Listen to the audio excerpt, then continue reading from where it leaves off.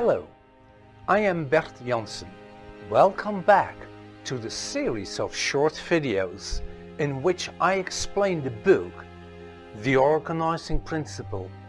There are no coincidences. By now you perhaps think that this series is about geometries. Let me assure you it is not. This series is about an organizing principle that uses shapes and geometries in order to communicate. It is very much like the mandalas of Carl Gustav Jung.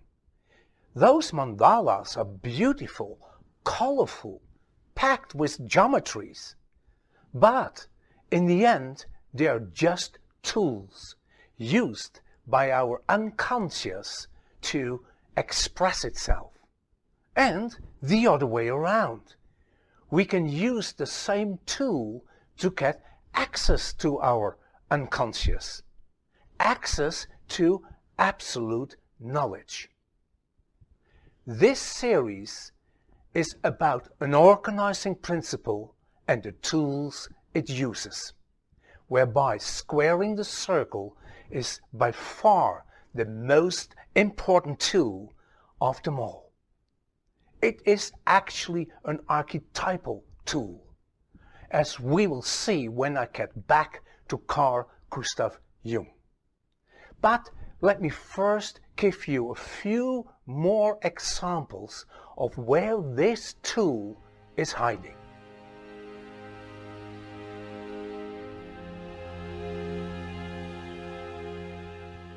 St. Peter's Square in the Vatican in Rome, Italy, is one of these places. The square has an oval shape that, in a very basic way, defines, contains squaring the circle. But not only that, the square contains also many white lines, and these lines again define squaring the circle. Many people have otherworldly experiences while being on St. Peter's Square.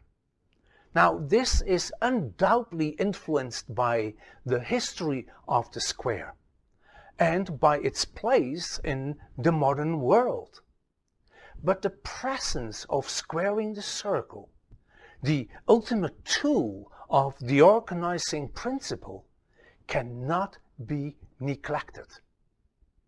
The same goes for the quad at Christ Church in Oxford.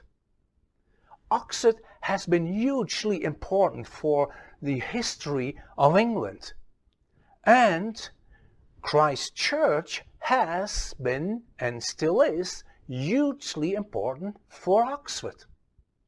It is the place where Alice in Wonderland was created. And some of the sets of the Harry Potter movies were inspired by Christ Church.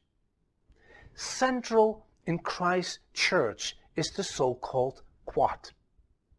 It is a square surrounded by buildings and overlooked by Tom Tower.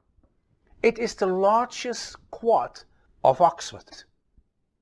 And although the quad is by far not symmetrical, it still defines, contains squaring the circle in various very elegant ways, both based on equal surface areas as well as on equal perimeters.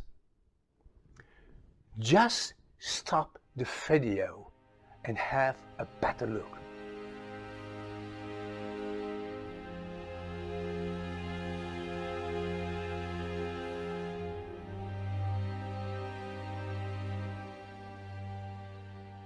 So far we have seen how shapes and geometries, and especially squaring the circle, are hiding in early crop circles, in Neolithic landscapes, in ancient pagan sites, in more modern cathedrals, and even in squares and quads.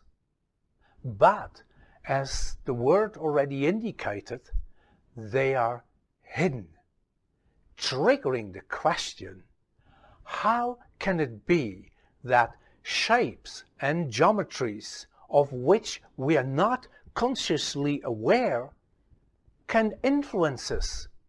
How can it be that something that is hidden impacts us? I will get back to that when I talk about the subliminal transfer of information. Subliminal means existing or functioning below the threshold of consciousness. And subliminal messengers and information are stimuli lying below the threshold of conscious awareness. In a future video, I will show that one does not need to be consciously aware of the presence of squaring the circle for it to do its work. And remember, squaring the circle is just a tool, and one does not need to be consciously aware of the presence of this tool for it to do its work. The good news is that we can use that same tool to our advantage, all depending on our awareness and our state of mind. I see you in the next video.